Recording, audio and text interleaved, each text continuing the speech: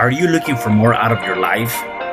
Do you need ideas on how to start new businesses and how to move forward in your own personal life? Well, guess what? You have come to the right radio show. At You Can Overcome Anything podcast show, you will learn and hear from many people from all walks of life who are sharing their challenges, their stories, the habits, and the mind shifts they had to overcome to become who they are today. On top, you will get a chance to connect and see how you can overcome anything by networking and learning about your next move through this radio show. I present to you our great speakers at You Can Overcome Anything podcast show with your host, Cesar Espino.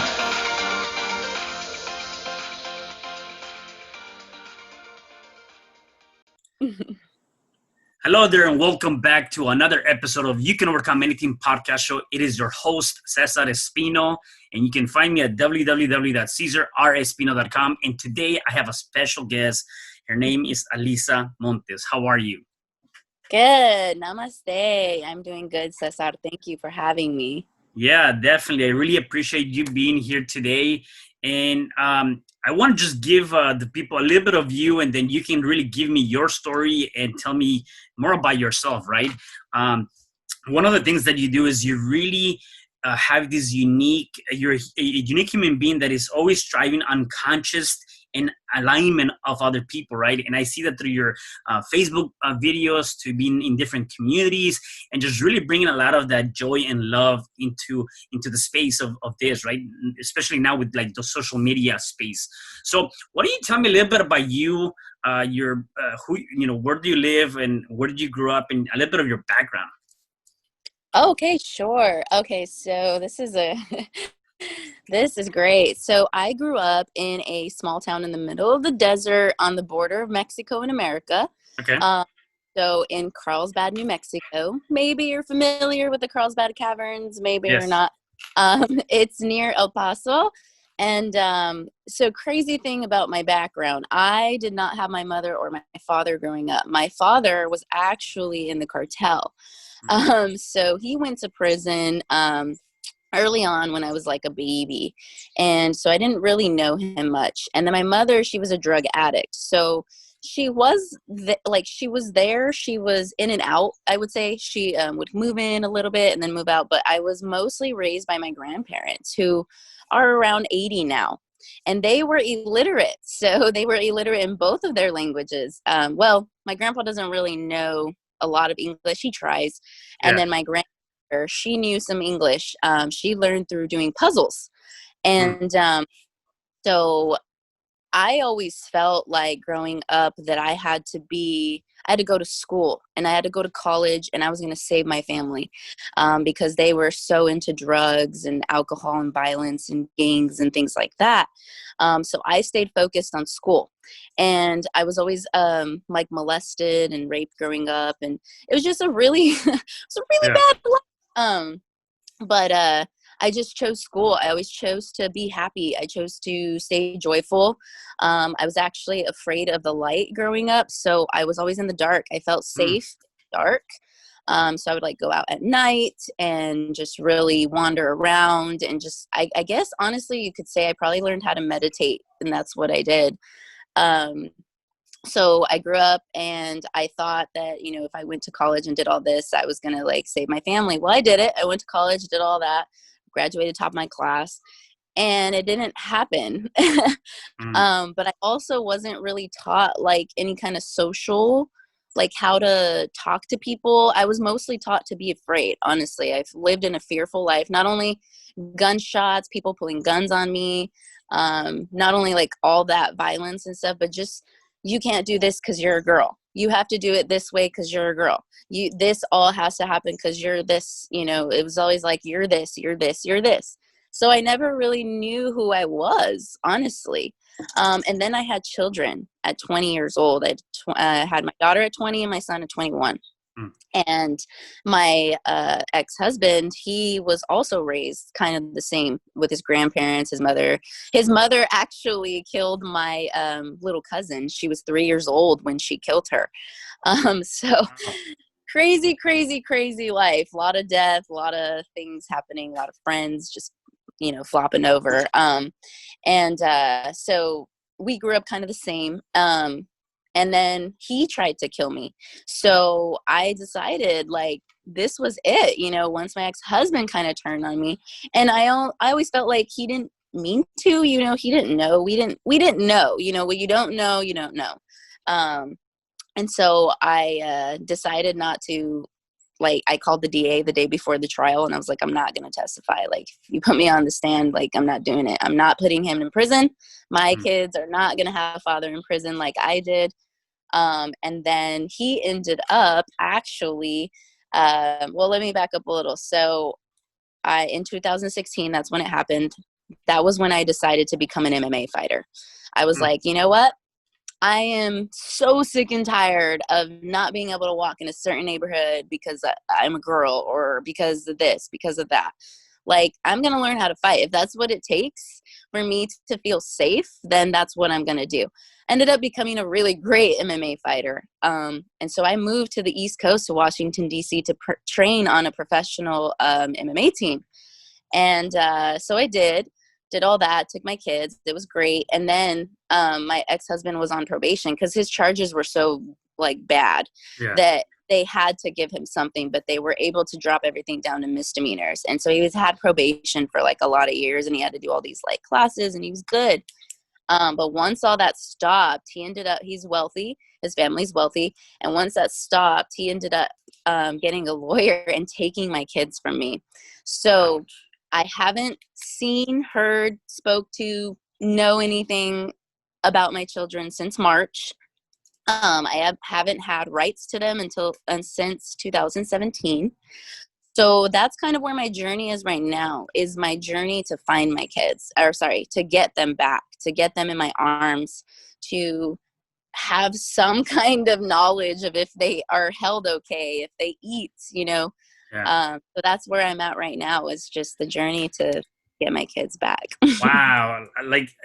My mind is like blown away. Like, there's so many things that you've gone through and talking about really overcoming multiple challenges throughout your life. And you definitely have done that.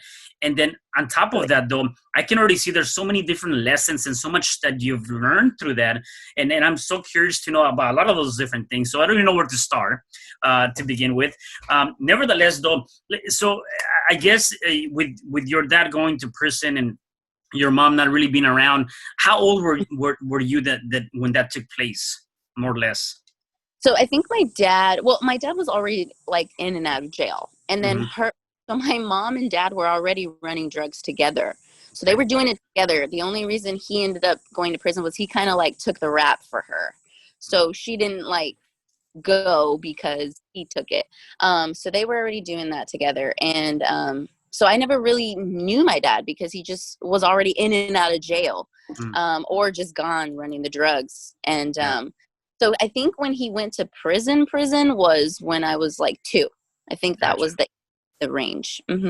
Yeah, and one thing that it's very one of the things that happens, to us as people, right? We really learn between the ages of 0 and 7, right? And so when we think about it from that perspective, anything or everything that happens to you during that time frame of your life is gonna carry on with you throughout the years, unless you start working through those things and you just kind of learn about your story and going through the difficult challenges you went through and being afraid of the light and all those different things was a directive of how you grew up as a kid, right? And so one of the things that I have to ask you is like, how do you find the strength to continue to do this? Like, you've gone through a lot, right? So what are some of the things that you've do besides meditating and just really pushing through?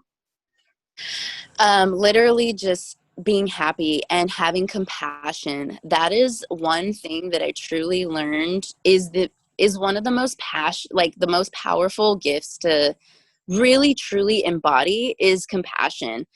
Because when you can sit there and look at someone and even look in their eyes, and even if they have hurt you to the like max, if you can just sit there and just look and just and feel for that person and know that that person is hurting, because the only reason I feel like people hurt people is because they're hurt, and they don't know. They may know, they may not, whatever, but to sit there and just have that compassion. And now, like, I look at life as, I love the rapist as much as I love my children. I cannot put anybody above nor below. Like, we're all here. We're all going through something, or we're not, or, we're overcoming things all the time.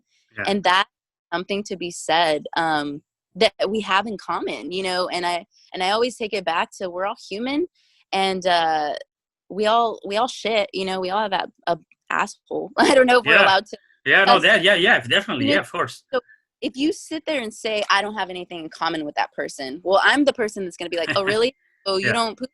So so let's start there. Let's start there. And let's start working through what you think you don't have with that person, because you may have a lot more than you think if you just sit and listen and have compassion. And that's kind of where I find my strength, is just really understanding that we're all in it together. Yeah. One thing that you said that I think is very amazing and critical is that you're right. People hurt people, and that's when they're going through something themselves, right? And even with that, talking about, you being molested and being raped as a kid, or growing up, again, it's because somebody's hurt or somebody's missing something. In your particular cases, was this family members, or were there family friends or strangers that were part of that with you? It was all of that.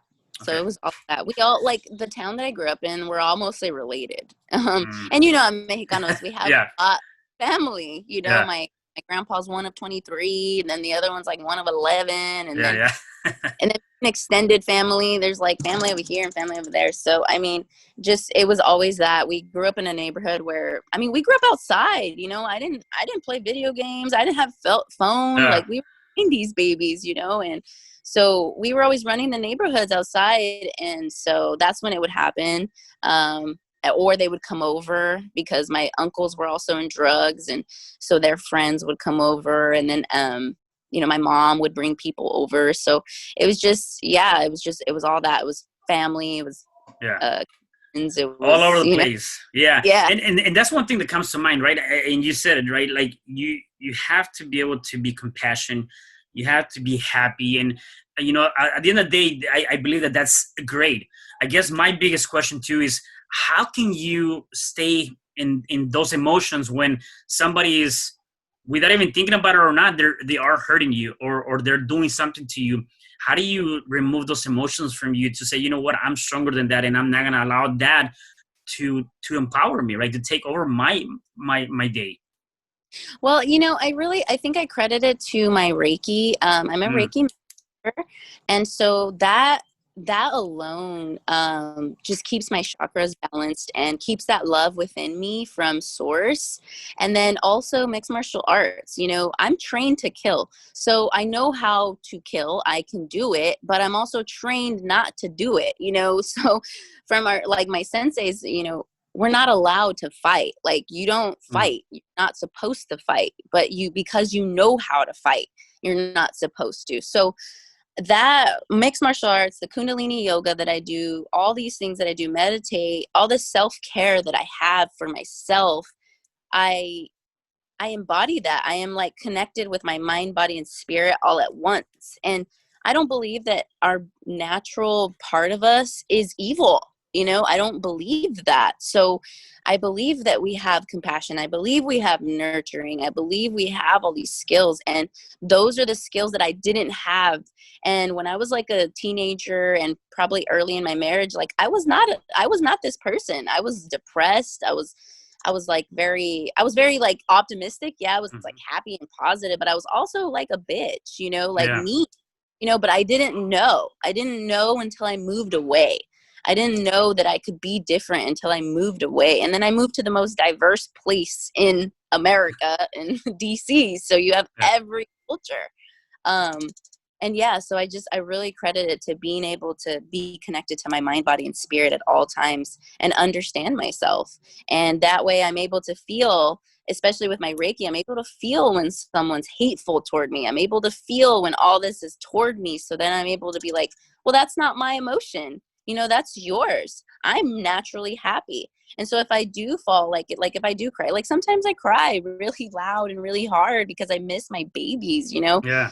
That's what it always comes down to, is like, that's where my hurt is in where my babies. So I feel like being aware of my hurt allows me to be aware of my emotions. And yeah, so I mean, I have this deep level of hurt, whereas I have that's that spectrum, right? And then I have this deep level of joy and happiness and all that, and I really like this one.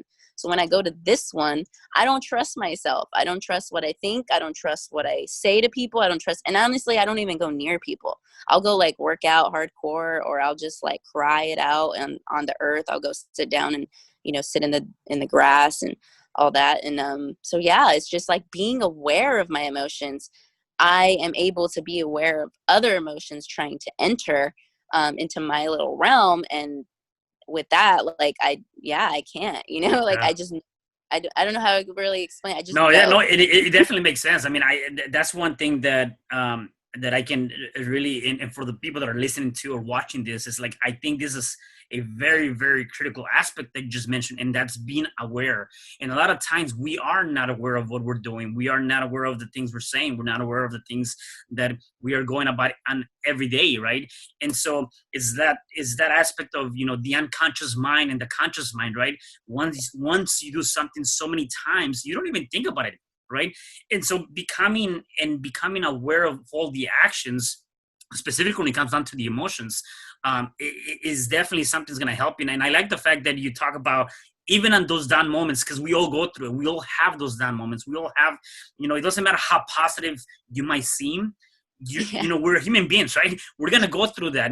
And the fact that you're aware of it, though, and then you can take certain tools or ideas to really step out of that space. In your case, like you said, either go do something, go do yoga, go do meditation, run, whatever the case may be. Like, I like to just go for a walk. I like to Yeah. just put on some music and listen to that, and just kind of reflect on that, right? Is way better than staying in that place and fighting with that loved one, or talking shit to whoever you want to be talking to just for no nonsense, right? And so that, I think that's very critical, being aware of that aspect, which is amazing, right? Absolutely. So with this, one thing that comes to mind is, like, a lot of times we go through a lot of pain to find a purpose, right? And I think that you've gone through that with your whole life story, in terms of where you were to where you are now. And even the fact that you had to say, you know what, I gotta start protecting myself and become an MMA fighter so that I can protect myself. It was from a pain to a purpose. Or the fact that now you really don't see any negativity, or negative people or bad people, although they did so much harm to you, right? So having that said, you know, besides that, how else do you define purpose in your life, or what is your ultimate purpose now in life? That's a great question. And it's funny because just 2 days ago, I was like, oh my God, that's my purpose. And it's, it's really, it's connecting that subconscious mind to the conscious mind, right? And I feel like it helped me. That's what I did. I had to learn and unlearn so much. I had to unlearn everything to get to my subconscious mind, because my conscious mind was like, nope, that person's this, that happened to me. And no, no, no, no, no. And so when I really, really did the practice of like understanding more of me internally, I was able to figure out what I brought to the world. And I do it through video. I do it through group growth. You see me in groups Yep. everywhere. No, but like what I do is I teach people to be engaging. I teach them to look at the lens, to put your soul into that. Like, be who you are on camera, outside, publicly. Like, I didn't, when I entered the entrepreneur world, I didn't understand the whole separate business from personal. Mm. And maybe I was naive, maybe I wasn't, I don't know. But I was just like, what do you mean I have to be different? Like, I'm barely starting to be who I am. Like, I don't want to separate anymore. I want to be Alyssa. That's all I want to do. I want to be free. I Yeah. want to be able to do post a post without it being used against me in court and my children being taken away. I want to say what I want to say. I want to say the truth of who my truth is. And if it doesn't resonate with you, that's okay. I still want to know yours because it's beautiful. And so I would just say, like, my purpose is just to really, truly embody that space for people to be who they are too, and to not be ashamed, and to love that they have this truth within them, love that they think different. Like, there was also another thing in the entrepreneur world. It was like, don't reinvent the wheel. I'm like, reinvent that wheel. What are you talking about? Unique. There's only one of you in this entire planet. Yeah. And that is so beautiful. Like, yes, you share commonalities with, like, you, Cesar, you're a man, right? So I don't know what it's like to be a man, okay? But you don't know what it's like to be a woman. You don't have a period. You would never be able to tell me about my period ever, because you know, and I would never be able to tell you about your body. And then, so you share those qualities with, like, a percentage of the humans that you would be able to vibe with. And then same thing, like, you would be able to understand the woman, you would be able to do all that. And then there's billions of humans that we all have to eat. We all have to drink water. We all have to do certain things as just normal humans, but there's only one Cesar. There's only one. So why wouldn't you reinvent the wheel? You're here for something.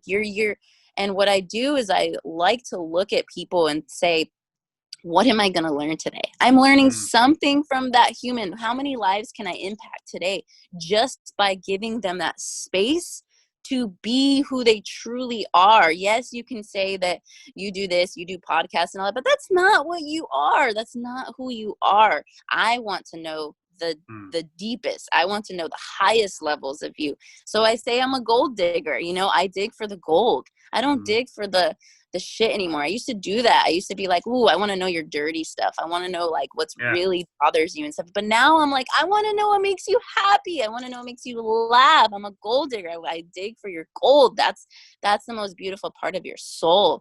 And so, yeah, I just embody that space to just allow people to be that light that they truly, truly are. And they may not even know.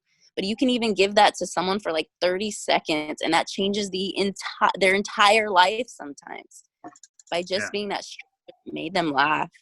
Yeah, I love your message. Be who you are, and then just really have that space to be yourself, right?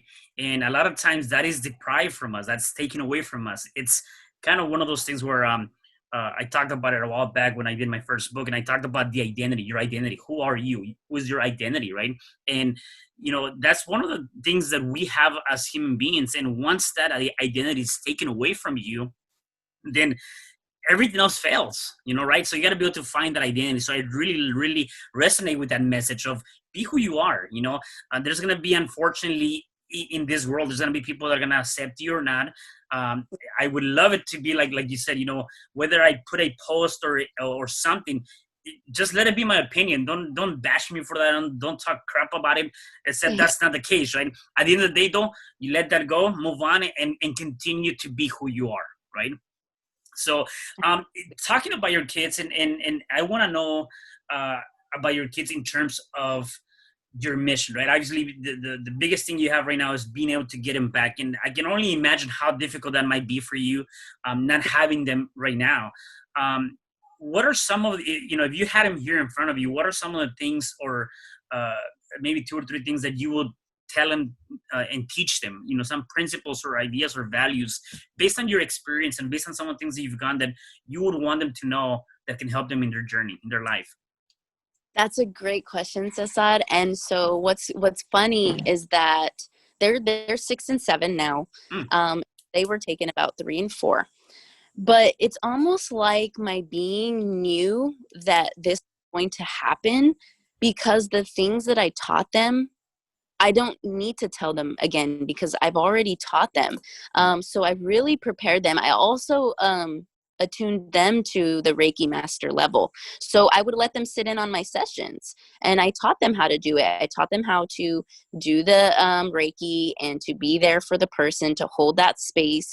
And all the time that throughout when it was really first happening, I would tell them, love daddy. If daddy is mean to you, if daddy hits you, you love daddy. I know it's going to be hard. I know it's hard, but this is called compassion. And you have to know that daddy's hurt, and that's when daddy needs a hug the most. And so everything that I would tell them about compassion, about unconditional love. There's love. We can all love Mm-hmm. each other, but there's unconditional love, and that's powerful. That's when you're not judging. That's when you have nothing to say or anything to block your lens of that soul, like just seeing that it's a soul. And so I taught them all of that. I taught them the compassion. I taught them the unconditional love. I taught them, I used to also teach them, like, if somebody takes you, if somebody kidnaps you, baby, I want you to get calm. And I want you to meditate, and mommy will feel you, mommy will hear you, and mommy will be there. I promise you, So I know it's weird. And also when my kids were newborns, I used to like kind of like Alan Watts. Are you familiar with Alan Watts? No, no. Okay. So like there's some philosophers, if you go on YouTube and listen to like philosophy, but they like the way they say it into your subconscious is what I did when they were newborns and I was breastfeeding. I would like say 1 + 1 is 2, or this is that, and quotes and things like that. Like if they were going to ever know, I don't know why I did it. I wasn't even like per se woke at the time. So I must have known, you know what I mean? Like I set them up. I taught them mixed martial arts. My daughter won a wrestling championship at 4 years old. So I taught them all these things. I always talked to them. And yes, like I did embody some of the things that my mother did. Like I yelled at them at one point, and I remember doing it and feeling so disgusting. And then I spanked them a few times, and I was like, this is not right. And that's when I really started, like my ex-husband would put them in the shower and beat them with the belt. And this was when they were like 2 years old and stuff. And that's what started a lot of the problems. Was I was just like, I thought we were going to be different. I thought this was going to be different. I wanted to be different. I wanted more for my babies. And so, yeah, it's almost like I literally taught them beforehand of what to do in situations and how to handle them, and to understand that everyone was different and that they were hurting if they were trying to hurt them. So yeah, that's, it would be the same thing.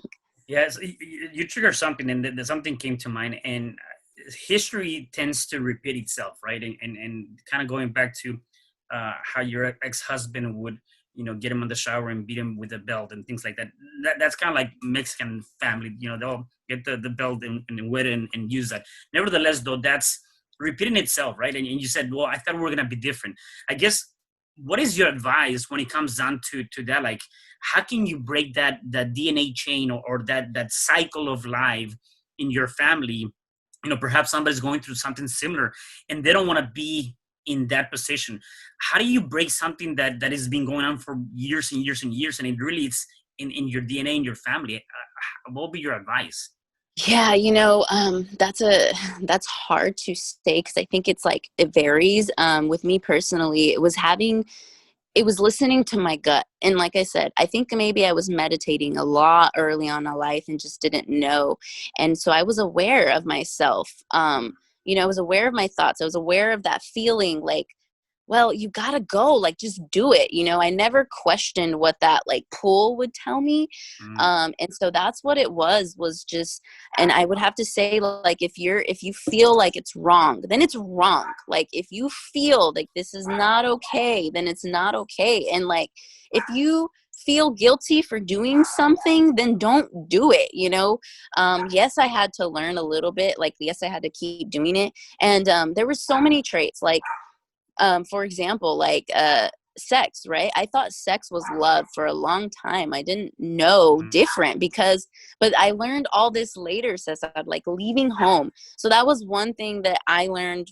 I was in a generational like curse, is what they say, and I was the breaker of it, was because I was so different and my family hated me. My family shunned me. My friends, everyone that was like the normal of what we were learned, I was different. But I was the one that went to school. I was the one that didn't do the drugs or alcohol, because I did drink a little bit, but every time I drank, I made bad decisions, and I didn't feel good. I'm like, how can you like being hung over? This is not fun. Like, yeah. stuff to do, you know, like I was like very like, I gotta go to work, I gotta do this, I gotta do that, like, and so that always like put me back a step. And so realizing like these little things that people loved so much and like celebrated around so much every weekend, or that was the way you were gonna have fun. I remember people being like, oh, I'm gonna go drink to let loose, and I'm like, wow, like I don't like this life, you know, I don't want this life. And what really triggered me, Cesar, was one Thanksgiving. This was like after my ex-husband and I first got married, like literally like 2 months later. And I remember going to my Thanksgiving dinner at my parents' house. And we always did that every year. But every year there was a fight because there was alcohol and there was, you know. And so I'm like, okay, well, this time I didn't even think about it. I didn't even think there was going to be a fight. But we happened to have more of the family finally get together because everybody fights for years and doesn't talk and blah, blah, blah. So everyone just happened to come, you know. And so there was a lot of kids, and my kids, they were little, and you know, it was a great time. And there toward the end, there was a fight. And it was worse this time. It was between this person, that person, that person. And I just remember sitting back and seeing all the kids scared. That was the main thing. I saw the kids scared. And that triggered something in me that like literally my life flashed before me. And I saw that I was going to live the same life that I grew up with. And I just couldn't handle it. So I had, I think even like a week before, 2 weeks before, I had went out and got like plaster drunk, right? Like drunk that I never drank before, ever, ever, ever. And didn't even remember anything, and ended up in this hotel room and had these flashes of like having sex with a man. And so I didn't know how I was going to tell my husband at the time. I was just like, what do I do? You know? And so that night I'm laying after this Thanksgiving fight, because I finally took my kids and my husband, I was like, we're going home. Yeah. And so we're laying in bed, and I knew he was awake, and I was also, because he was probably shocked. And I was also awake. And you know what? I literally in the dark, I was like, I slept with someone. And I said it in a way that was like, I was shameful. I was happy. I knew I was about to change everything. Like I was just in this place, was like, I don't want this life. I can't do it. I don't want to do it. No, I felt like because I had drank, because I had made that mistake or whatever it was, I was living that life again. I had seen that I was like spanking my kids. I'd seen that they were fearful. I'd seen it all. And that changed everything. I was able to just say it up front. Hey, this is what happened and this is what we're going to do. I'm not going to be a part of your life. I understand that we thought, but this is not right. This is not what we meant to be. And I don't want my life like this. And so that's what it was that really took it apart. Other than already feeling like it was wrong, that was like the major moment. I just saw my life flash before me, and I chose it. I just chose not to live that life. That was it. So was it that in that moment too, where you know you ended your relationship with your ex-husband too? Yeah, and he moved out and stuff, and then we tried again, you know, for the kids, always for the kids, right? So we tried, and then that was when he tried to kill me. And even after he tried to kill me, we tried again. I was like, no, we're gonna break the family, but we can talk through this, we can do work. But you can't lay next to someone that tries to kill you. And I'm sure he couldn't lay next to someone that had broken the, you know, trust or whatever.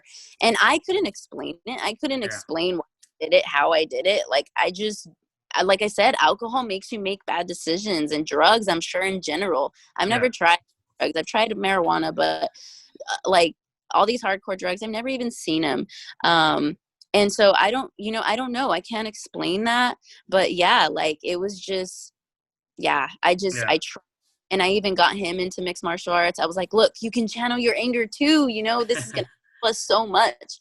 But the relationship just wasn't, I don't think it was meant to be. I think we only married and did all that because that was what we were supposed to do. And that's why I think all of this is divine. You know, I think this is supposed to happen in my life. And that's why I don't like hurt so much anymore, is because now I'm just riding the wave of what God gave me. You know, God gave me this for a reason. Like I'm supposed to go through this. Yes, there's drug addicts that have their kids and get to talk to them, and the courts almost force them to do that. And I have zero. And it sucks. But I've come to the conclusion that this is for a greater purpose, and it's literally going to change the world, or at least the state of New Mexico. Yeah. Matter. Yeah, no, I'm telling you, I hear you and I listen to you, and I'm like very, humbled by everything you're saying, because at the end of the day, it's like, just looking at it, thinking about it, and even just understanding that you find yourself like, regardless of everything that went through, I'm in a better place. There's a bigger purpose, and so I want to touch on that. But before I do that, um, you were talking about learning and through the journey, learning certain stuff. What have been your biggest lessons throughout your journey? Biggest lesson, to release any kind of guilt or shame, and that compassion. It always comes back to that compassion, because I feel like if you can have compassion and to release all the negativity from you, because it's your own creation. You're creating that inside of you. I really feel like you can control this. You can, and I don't like to use the word control, but you can manage Mhm. what is in there.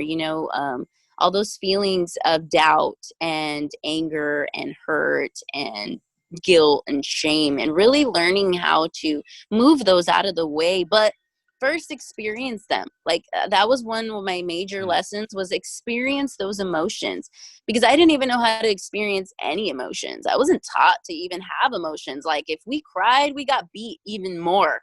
Yeah. Like, cry and I'm going to make you cry. And so it was like we weren't allowed to experience them. And just literally in the last few months, Cesar, is when I really truly have experienced my emotions, but I've mixed them with happiness. So now I'm like happily sad, and I'm happily Yeah. angry, like happily going through the motions of the emotions. And that was one of my biggest lessons, was experience it, because you're going to learn something. You're going to learn something about yourself. If someone triggers you, it's for a reason. You're supposed to see that. Like, for example, if you have a story Mhm. that, well, this person when I was 12 raped me, and now I'm going to associate everything with that color of hair. I'm going to associate everything with the way they move, like that person. So that's a trigger. So that's also something for you to release. Like, oh, that's a different soul. How dare I put a lens on and see that person as someone that was from the past, or even Mhm. a day ago? Like, I almost like a blank canvas every day. Like, for Mhm. you and I don't know you. I'm so curious to know you. I'm so curious to, feel your energy, to see how you move, to see how you talk, all that. I'm curious as to what you know, because you're there to teach me something. Your life purpose, just by me opening up and you opening up, is going to merge with my life purpose. And then forever, we're going to remember this moment forever. And even if maybe, let's say 10 years down the road, and I am stuck in a town or whatever, and then all of a sudden I see on Facebook that you're in that town, I know I'd be able to call you. I Mhm. know I'd be like, hey, remember that one time? I really need this. I really need you to pick me up or something. And that would be okay, because I created a very special connection. And so, yeah, that's what I would say, is like the lessons of connection, lessons of compassion, of releasing all that you think is, and just really being who you are. When you stay in who you are, you're able to see others in who they are, or at least feel them in who they are, in that connection. Yeah. No, Yeah. I love that. I love that. That's amazing. And definitely releasing guilt, shame, have compassion, and build that connection, which is amazing. The one thing that I wanted to ask you about that purpose, right? And we kind of touched on that a little bit earlier. And just looking at it, because I think a lot of times, and even myself, I questioned this before, we're like, dude, things really happen for a reason, kind of thing. And I know a lot of people question that. And sometimes I'm thinking to myself, I'm like, no, it cannot be, like, how can this happen to me, right? And we always go back to that, like, why me, right? What did I do to deserve this? And why is it that this has to happen to me, right? And so I guess for me, and for the people that are listening, if you happen to come across that where you're questioning the fact that, yeah, things happen for a reason, or there things happen, to you, um, how do you embrace that, right? I think it was Les Brown that says things don't happen to you, they happen for you, right? Yeah. Except how do you embrace that, because that is a very difficult pill to swallow Yeah. sometimes. Yes, absolutely. And so you said it best. It's for me. That's all. If I know that and I have ingrained that in myself, which I have, Yeah. then nothing can touch me because it is for me. I already Mhm. believe it to be that. So even if it's the most horrible thing, like I just ripped my hand last or 2 weeks ago, 3 weeks Yeah, I was ago. looking at that, and yeah, I saw that. Yeah, Yeah. I ripped it open. Like literally, I was climbing a fence, and the reason that I ripped it open. So here's the crazy part. I was angry, felt this rage inside of me, and I haven't felt rage, I haven't felt angry in a long time. Like that's one emotion that I really don't come across a lot, you know. And so I felt so rageful, and so my body said, okay, you need to go on an adventure. And then there was this, like, I had already went on this exploration where I run, and I saw this fence, and in that fence I had seen this like artwork and all this stuff, and it was like in a drainage system, and I was like, wow, I'm really interested in that. Something's telling me to go there. And so that day that I was full of rage. And I went, I jumped the fence, I experienced it, I loved it, whatever. And then I'm jumping the fence the other side, but the other side was like a really big drop off. You couldn't tell because it was slanted. And there was like a lot of like greenery, so you couldn't tell. And so my hand had gotten caught on a spike, and then my body, I jumped over, but my hand was already stuck. So my body's weight had already brought it down, so it ripped it open, and like it was a bad cut. And so in that moment, I was like, okay, I understand. I'm supposed to slow down. Like I was like, I get it. This is a time for me to slow down, to really reflect and really understand what's going on and really embrace what's going on, because a lot was going on at that time. Like I had a new roommate, and I had a new business. I had become a new partner. And then that partner had put me out because of religious beliefs. They said that, you know, they wanted their inner circle to be super Christian and like Jesus. And I'm like, I love Jesus. Like I Yeah. love that, Yeah. I love that entity, just because I'm energetic. And that was the word that had triggered them, was energy. So apparently Christians, or at least their type of a Christian little culture, doesn't like the word energy. You know what I mean? And so that like triggered them and was like, well, we don't want you in our circle. And I was like, okay, cool. This is how I lost my kids too, because of my beliefs. Like I didn't want to be Catholic. I didn't even know what Mm. Catholic means. And if Catholic means keeping my kids from me, then I don't want it, especially. So when I believe that everything is for me, I'm able to see the biggest lesson. Like with my hand being cut, I'm like, oh, I'm supposed to slow down. I'm supposed to Mm. embrace this. Like I'm supposed to maybe take a step back and do some more self-care, because maybe at that time I wasn't self-caring in a way that was like, I almost felt like I had to work. I was like, okay, I have to do this, I have to do that, I have to keep going, I have to do that. But I wasn't taking the time to really enjoy my self-care. Yes, I was doing the yoga. Yes, I was doing the running. Yes, I was doing everything, but I wasn't like in it, you know, like I normally was, just for that, like maybe a few days. And that was my lesson. The hand ripping was like, hey, you're not being who you are right now. You're still trying to be someone different. And so I would say like having that that knowing of that it's for you, that everything is for a lesson. So even like if someone is mean to me or or judging me, right, or saying that I don't believe in Jesus, when I'm like, hey, I believe in Jesus, like maybe not in the way you do. I don't believe it's a man in the sky, Yeah. like, Yeah. but I believe in that entity and that energy. I believe that you know, the word Jesus alone means to deliver or to rescue. Did you know that? I don't think you did. I think Yeah. you were just told to believe in this Jesus dude. But me, I'm like, I believe in that word. So when I say Jesus, that means I'm calling upon that delivery or that rescue for whatever I'm going through. So I love it, you know? And it's just that matter of difference of understanding or opinions or whatever. But if people aren't willing to listen to you, that's not your problem, you Mm. know? So I embrace everything that comes to me. It doesn't matter what it is. Like right now, there's a bunch of seashells right here. My roommate must have put these seashells here.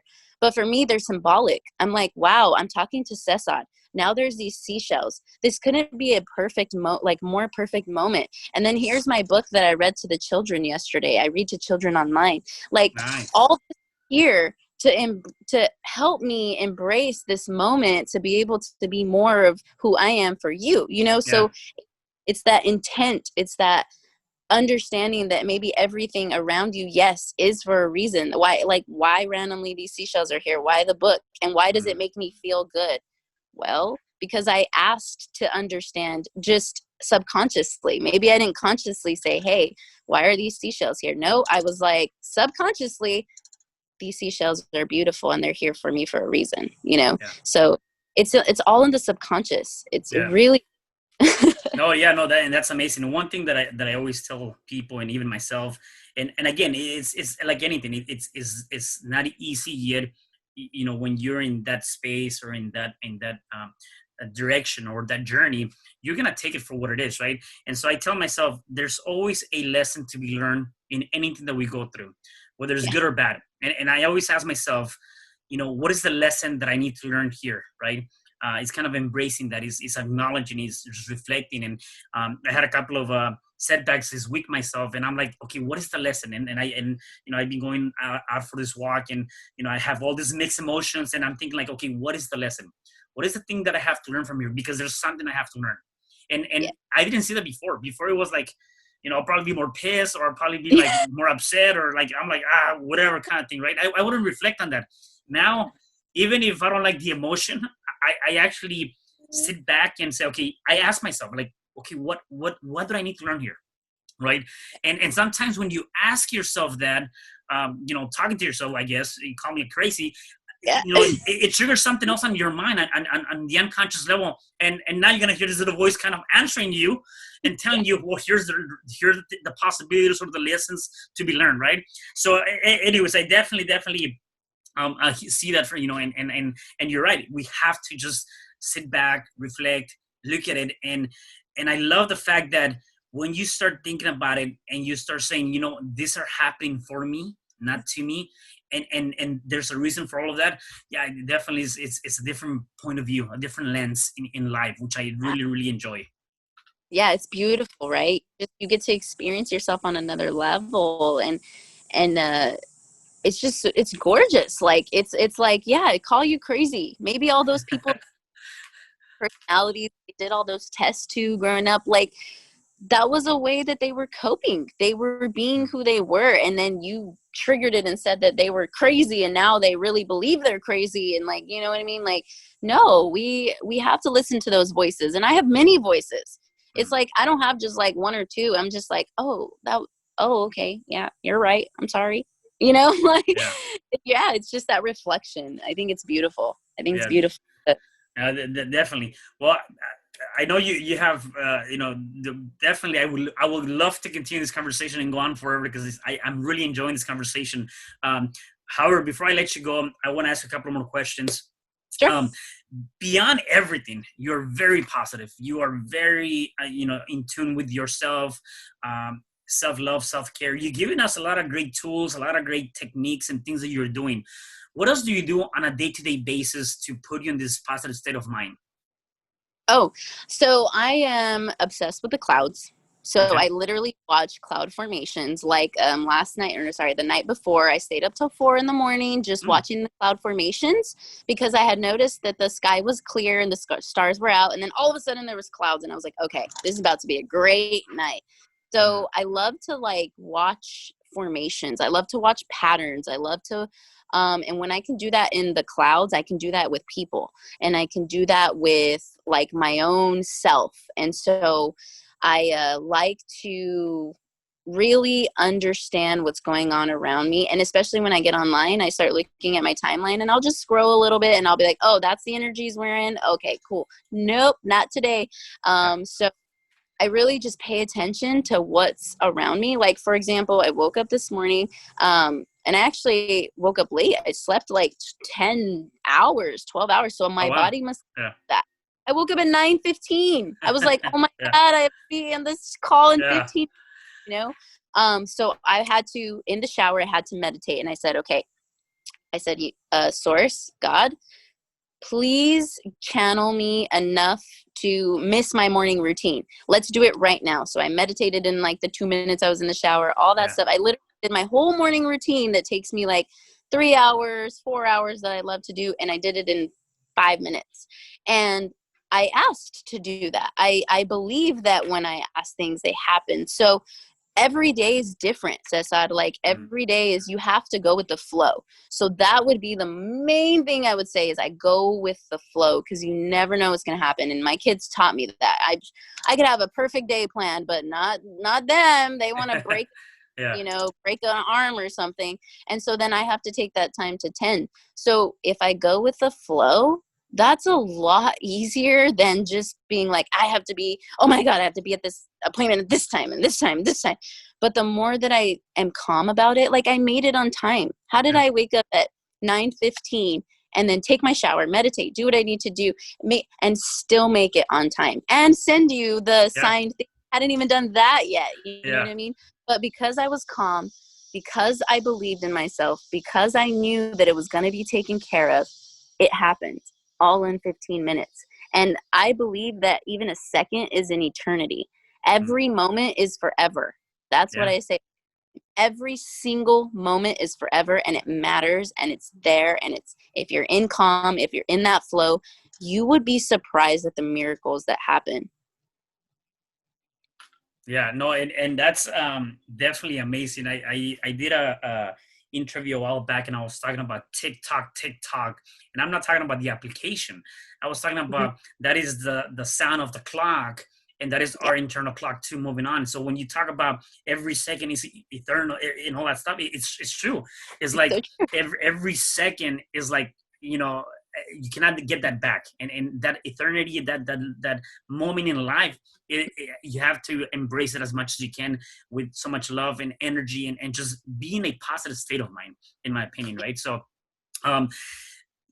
if so the one question I have for you, and I'm like trying to figure out, because you've given us so much stuff here. Let's just say people that are listening to this, they might be going through a challenge right now. And what will be one advice, whatever that challenge might be, what will be one advice that you can give so they can overcome that challenge?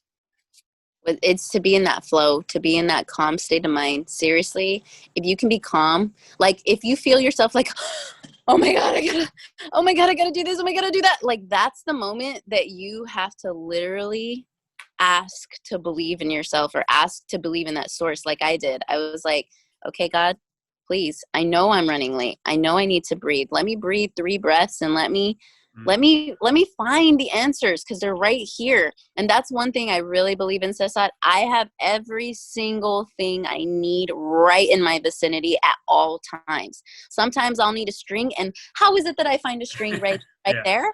How is it that I'll find exactly the tool that I need? And it's because I simply calmed my mind and I asked, and therefore it was, I really truly believe that there's a higher power. Like I think that, like when Jesus fed they say that he fed the 5,000 people with a loaf of bread, it was like never ending. Yeah, because he probably believed that. You know what I mean? Like he probably truly believed that, and therefore it was. However that appeared, if you've ever felt like deja vu, or you've ever felt just these things that are just like, that's impossible, but it's possible because you believed it in that moment, in that 1 second of eternity, right? 1 second is a really fast time, but it's also a slow time when you're dying. It's also a slow time when you're about to push the gas for a race in a race car. Like, you know what I mean? Like sometimes a second is slow, and sometimes it's fast, but it's up to you to determine what it is. And it's always eternal anyway.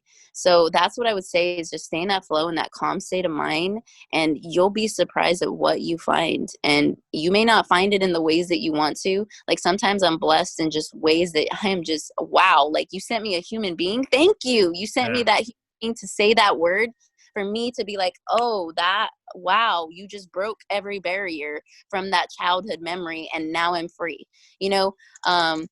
or for example, like if I needed more clothes, and then all of a sudden my friend gives me clothes, like you're blessed, and you have to find that gratitude in what you are receiving, even if it doesn't look like what you want it to be, even if it doesn't look like $1 million and that's what you wanted.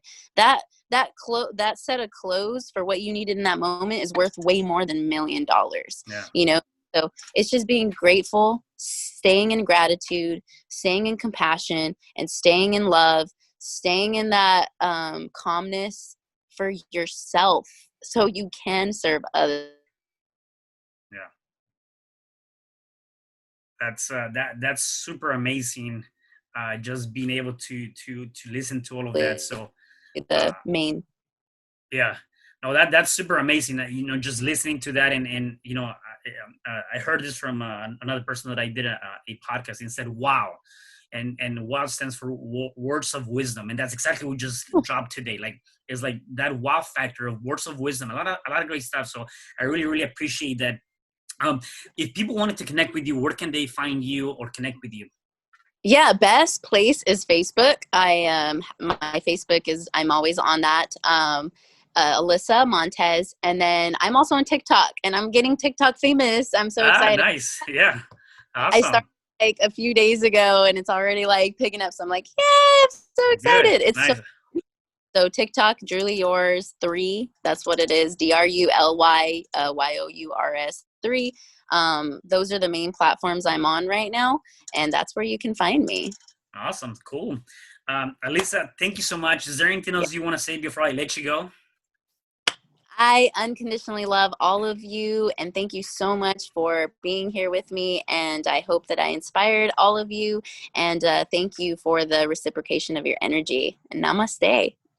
Namaste. Thank you so much. Mil gracias. And for the rest of you guys, please do me a favor. Make sure you guys come here and leave me your comments. Make sure you like, you share.